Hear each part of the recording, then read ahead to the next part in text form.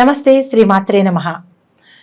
ఇప్పుడు మనం నవంబర్ మాసం 2024, 2025 మార్చి వరకు మేషాది ద్వాదశ రాశుల వరకు ఎలా ఉండబోతోంది, వారి యొక్క శుభాశుభ ఫలితాలు ఏమిటి, ఏం చేయాలి, ఏం చేయకూడదు, సూచనలు, పరిహారాలు అవన్నీ ఇప్పుడు మనం ఒక్కొక్కటిగా చూద్దాము.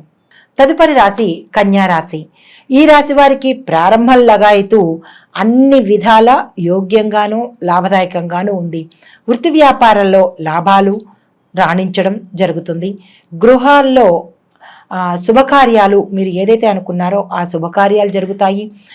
విద్యా ఉద్యోగాల నిమిత్తం మీరు విదేశయానం చేసే అవకాశం ఉంది కాబట్టి ఆ వైపుగా మీరు మంచి ప్రణాళిక వేసుకోండి. గృహ నిర్మాణము, తీర్థయాత్రలు చేస్తారు. దైవ సంబంధమైన కార్యక్రమంలో పాల్గొనడం జరుగుతుంది. పెండింగ్ కేసులు పరిష్కారానికి వచ్చి మీ వైపు తీర్పు వచ్చేటట్టుగా, మీకు జయం చేకూరేటట్టుగా కనబడుతోంది. తలచిన కార్యక్రమాలు మీకు నెరవేరుతాయి. ధన గౌరవాలకు లోటు ఉండదు. చర్మ సంబంధితమైన బాధలు గతంలో కనుక ఉంటే అవి ఇప్పుడు తీరిపోతాయి.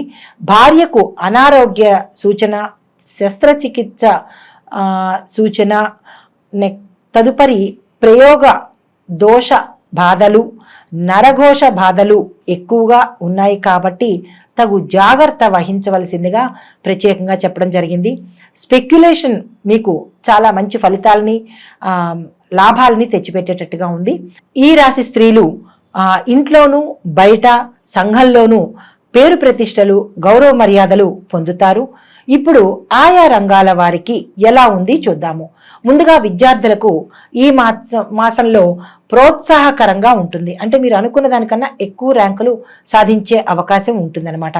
న్యాయశాస్త్రము, ఇంజనీరింగ్, మెడికల్ విద్యార్థులు శ్రద్ధగా చదివితే కనుక మీకు ర్యాంకులు వచ్చే అవకాశం ఉంది కాబట్టి శ్రద్ధగా చదవలసిందిగా సూచన.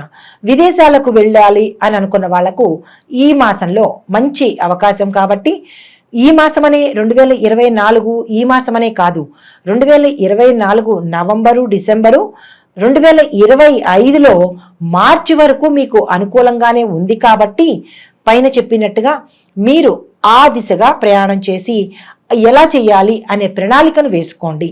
అయితే మీరు ఏ పని చేసినా ఈ మాసాల్లో మీరు ఏ పని చేసినా సక్సెస్ సాధిస్తారు కాబట్టి దానికి తగ్గ ఏర్పాట్లు మీరు చేసుకోండి.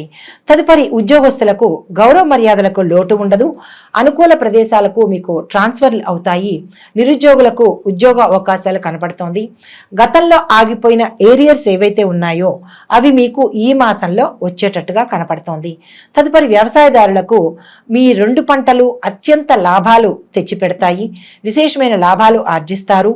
గతంలో చేసిన అప్పులు తీర్చేస్తారు. తర్వాత ఇదివరలో ఏదైనా మీకు నష్టం వాటి ఉంటే పంటల ద్వారా ఆ నష్టాలు ఇప్పుడు మీకు భర్తీ అయిపోతాయన్నమాట. ప్రభుత్వం నుంచి మీకు సహాయ సహకారాలు మీరు అనుకున్న సమయంలో అందుబాటులోకి వస్తాయి. అయితే ఈ మాసంలో మీరు గతంలో చేసిన రుణాలు తీర్చేస్తారు కాబట్టి కొత్తగా రుణాలను మాత్రం చెయ్యకండి. కొత్తగా పెట్టుబడులు మాత్రం మీరు పెట్టకండి. ఎందుకు అంటే ఒకంత నష్టాలు వచ్చే అవకాశం ఉంది కాబట్టి కొత్తగా ట్రాక్టర్లు కొనడమో లేదా పనిముట్లు కొనడమో ఈ మాసంలో అయితే ఆ ప్రయత్నం చెయ్యొద్దు. తదుపరి వ్యాపారస్తులకు నూతన ఏజెన్సీలు, రియల్ ఎస్టేట్ వారికి కొత్త వెంచర్లు వేసే అవకాశం ఉంది. వాటి ద్వారా మీకు లాభాలు వచ్చే అవకాశం ఉంది. ఉమ్మడి వ్యాపారం కలిసి వస్తుంది.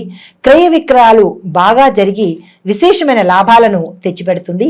సరుకులు నిల్వ చేసే వారికి లాభాలు ఎక్కువగా వస్తాయి. అంటే లాభాల పంట మీకు ఉంటుందన్నమాట. తర్వాత మీరు రియల్ ఎస్టేట్ రంగంలో కనుక ఉన్నవారు అయితే కనుక రియల్ ఎస్టేట్ రంగం వారు, మార్కెటింగ్ రంగం వారు ఈ 2 రంగాల వారికి ఈ సమయంలో అంటే నేను చెప్పిన నవంబరు, డిసెంబరు 2024, 2025 మార్చి వరకు చెప్పిన ఈ నెలల్లో మీకు విశేషమైన లాభాలు, మీరు అనుకున్న టార్గెట్లు పూర్తి చేయడము, మీకు విశేషమైన ధనము రావడానికి అవకాశాలు కనబడుతోంది. తర్వాత మీరు ఏదైనా టార్గెట్స్ ఫిక్స్ చేసుకుంటాము నెక్స్ట్ దీనికోసమని అనుకున్నట్టయితే కనుక ఇది మీకు సరి అయిన సమయం కాబట్టి మీరు ఆ దిశగా ప్రయాణం చేసి టార్గెట్లను ఫిక్స్ చేసుకోండి. తదుపరి కళాకారులకు, సినీ, టీవీ, నటీనట వర్గం వారికి ప్రతిభకు తగిన గుర్తింపు వస్తుంది. సినీ నిర్మాతలకు విశేషమైన లాభాలు పొందుతారు. తర్వాత గాయని, గాయకులు, క్రీడాకారులకు బహుమతులు వస్తాయి, అవార్డులను మీ సొంతం చేసుకుంటారు. మీకు తగిన అంటే ప్రతిభకు తగిన మీ యొక్క ప్రతిభకు తగిన గుర్తింపు రావడమే కాకుండా విశేషమైన పారితోషికము మీకు ఈ సమయంలో వస్తుంది. చాలా సంతోషంగా ఉండగలుగుతారు. తదుపరి కాంట్రాక్టుదారులకు పెద్ద పెద్ద కాంట్రాక్టులు వచ్చే అవకాశం ఉంది. తద్వారా విశేషమైన ధనాదాయాన్ని పొందుతారు. పనులు చురుగ్గా సాగిపోతాయి కాబట్టి బకాయి పడిన బిల్లులు ఏమైనా ఉంటే కనుక అవి మీకు ఈ సమయంలో చేతికి అందుతాయి. తదుపరి రాజకీయ నాయకులు పెద్ద పెద్ద పదవులను చేపట్టే అవకాశం కనబడుతోంది. ప్రజల్లోనూ ఇటు అధిష్టానంలో కూడా మీకు ఆదరాభిమానాలు కలిగి మంచి పలుకుబడిని, గుర్తింపుని తెచ్చుకుంటారు. ప్రజలలో ఒక రకమైన హోదాని మీరు గౌరవ మర్యాదలు పొందుతారు. ప్రభుత్వం ద్వారా కూడా మీకు గౌరవ మర్యాదలు దక్కే అవకాశము, అవార్డులు ఇచ్చే అవకాశము, తర్వాత ఇటు ప్రజలలోనూ ఇటు ప్రభుత్వం ద్వారా కూడా మీకు గౌరవ మర్యాదలు దక్కే అవకాశం కనబడుతోంది. ఏ రంగంలోనైనా అంటే ఉన్న రంగం నుంచి అంటే ఈ పదవి నుంచి కొత్త పదవికి వెడదాము అని అనుకున్న వాళ్ళకి ప్రథమార్థంలో వదిలేసి ద్వితీయార్థంలో కనుక మీరు ప్రయత్నం చేస్తే కనుక రాజకీయ రంగం వారికి మంచి అనుకూలంగా ఉంటుంది. అయితే కొత్తగా రాజకీయ రంగంలోకి ప్రవేశిద్దాము అని అనుకున్న వాళ్ళు మీ పేరుని బట్టి, నక్షత్రాన్ని బట్టి మీరు రాసులు అవి చూసుకొని శుభాసమయ ఫలితాలు చూసుకొని కనుక ప్రవేశించినట్టయితే మీరు గెలిచే అవకాశం కనబడుతోంది. ఇప్పుడు నక్షత్రాల వారీగా పరిహారాలు చూద్దాము. ఉత్తరా నక్షత్రం 2, 3, 4 పాదాల వారికి నవంబరు, డిసెంబరు 2024, 2025 మార్చి వరకు అన్ని రకాలుగా మీకు లాభదాయకంగా ఉంటుంది. కాబట్టి మీరు ఆ దిశగా ప్రణాళికలు వేసుకొని ఏం చేయాలని అనుకుంటున్నారో ఆ రకంగా మీరు ప్రయత్నాలు చేయండి. అయితే పెండింగ్లో ఉన్న బకాయిలు ఏమైనా ఉంటే ఈ సమయంలో మీరు తీర్చేసుకుంటారు. ఈ సమయంలో మీరు గ్రహశాంతి కోసము ఆదివారం నాడు కేజింపావు గోధుమల్ని కనుక దానంగా ఇవ్వాలి. తర్వాత మీ యొక్క అదృష్ట సంఖ్యలు 2, 4, 8, 9. మీ అదృష్ట వారాలు బుధ, గురు, శనివారాలు. ఈ అదృష్ట వారాలను ఉపయోగించుకుని ఈ అదృష్ట సంఖ్యలతో పైన చెప్పినట్టుగా ఈ అదృష్ట మాసాలు, లాభదాయకమైన మాసాలలో మీరు ఏ పనులు చేయాలనుకుంటున్నారు, కొత్తగా ఏం చెయ్యాలి అని ఆలోచించుకుంటారో ఈ మాసాలని, ఈ సమయాన్ని మీరు సద్వినియోగం చేసుకోండి. అయితే ముఖ్యంగా చేయవలసిన పని ఏంటంటే ఈ సూచనలు పాటించి ఏదైనా కీలకమైన పని చేయాలని అనుకున్న వాళ్ళు, అది చాలా మీకు ఇంపార్టెంట్, తప్పదు అని అనుకున్న వాళ్ళు ఈ సమయాలు చూసుకొని మీరు ప్రారంభించండి. తదుపరి హస్త నక్షత్రం వారికి డిసెంబర్ 2024, 2025 జనవరి నుంచి మార్చి వరకు, అంటే ఇటు 3 ఇటు 2, ఈ 24, 25లో కూడా ఈ 5 నెలలు మీకు విశేషమైన లాభాన్ని, యోగ్యమైన సమయం కాబట్టి దాన్ని మీరు సద్వినియోగపరచుకోండి. ఈ మాసానికి సంబంధించినటువంటి ఏమైనా కీలకమైన పనులు ఉంటే కనుక పెండింగ్లో ఉన్న పనులు కానీ, శుభకార్యాలు కానీ, ఏదైనా మీరు అనుకున్న పనులు ఈ మాసాల్లో చేపట్టండి. తర్వాత మీ యొక్క గ్రహశాంతి కోసము సోమవారం నాడు కేజింపావు బియ్యాన్ని ఏదైనా శివాలయంలో దానంగా ఇవ్వండి. మీ అదృష్ట సంఖ్యలు 1, 3, 5, 7. అదృష్ట వారాలు గురువారం, శనివారం.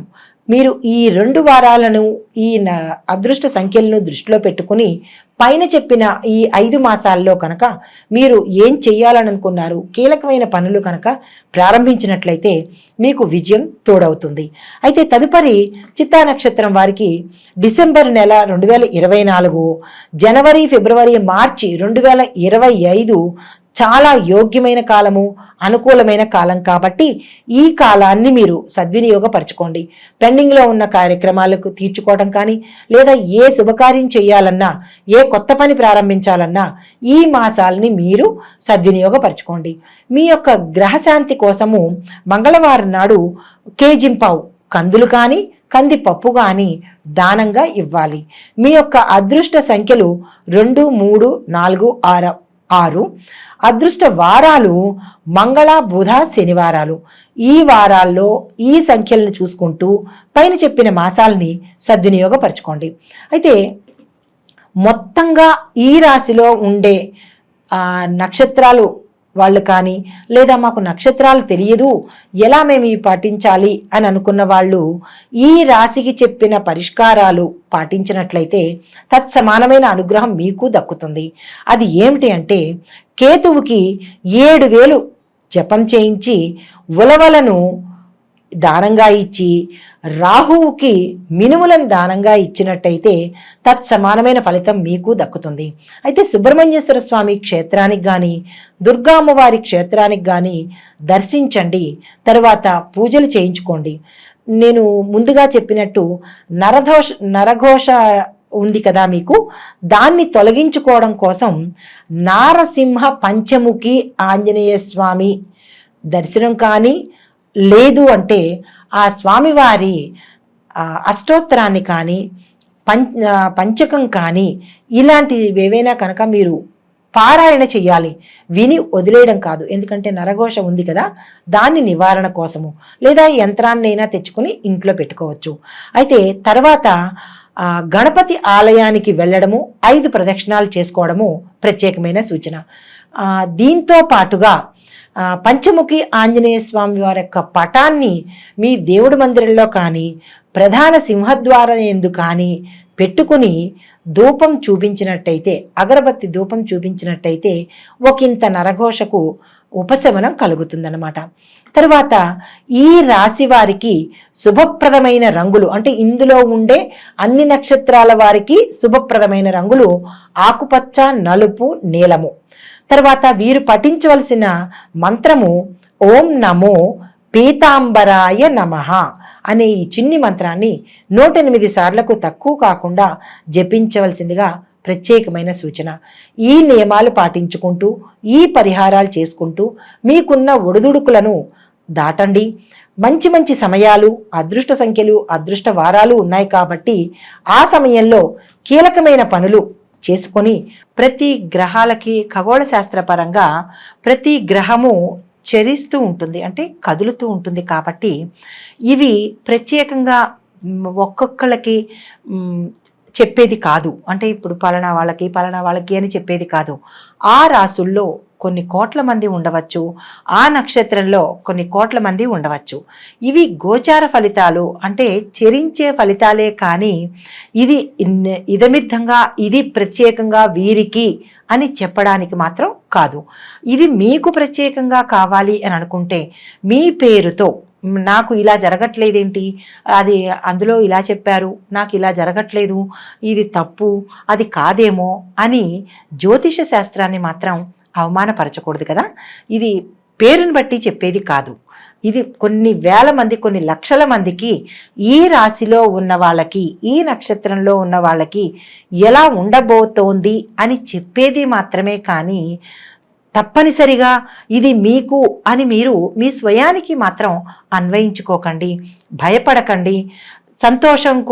సంతోషపడండి, బాగుంటుంది. కానీ ఏదైనా కనుక ఉన్నది అంటే భయపడకండి. ఎందుకంటే మనకి పంచాంగంలో పంచాంగం కానీ, లేదా ఏ జ్యోతిష శాస్త్రంలో ఉండే పంచాంగకర్తలు మనకి సూచన చెప్తారు, మీకు ఇలా ఉండబోతోంది అని చెబుతారు. కానీ దాన్ని మీరు పరిగణలోకి తీసుకుని భయపడిపోయి నాకే అని అన్వయించుకోకండి.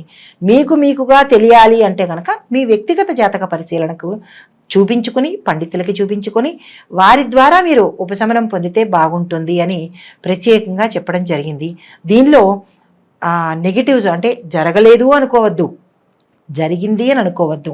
మీకు కావలసిన విషయాలను చెప్పడం కోసం ఎవరు ఏ పండితులు చెప్పినా గోచార రీత్యానే చెప్తారు తప్ప పలానా వారి పేరు అని పెట్టి చెప్పడానికి ఇది అవకాశం లేనిది. జ్యోతిష శాస్త్రం అనేది మనకి మార్గాన్ని సూచించే ఒక దిక్సూచి లాంటిది మాత్రమే. దాన్ని ముందుగా తెలుసుకుని తగు జాగ్రత్తలు తీసుకుంటామని చెప్పడానికి ఈ శాస్త్రం మనకి ఉపయోగపడుతుంది. దీనిలోని తప్పొప్పులను ఎంచకుండా, నెగిటివ్స్గా ఆలోచించకుండా, ఎవరిని దూషించకుండా, ఒకరు ఎక్కువ కాదు, ఒకరు తక్కువ కాదు. పండితులు చెప్పేది ఎప్పుడూ సమంజసమయ్యే ఉంటుంది. అన్నీ చూసుకునే చెప్తారు కాబట్టి ఎవరినీ దూషించవద్దు. మీ సొంతంగా ఆలోచించి మీ సొంతంగా మీ నిర్ణయాలు తీసుకోవద్దని ఈ ముఖంగా ప్రేక్షకులకు నేను విన్నవించుకుంటున్నాను.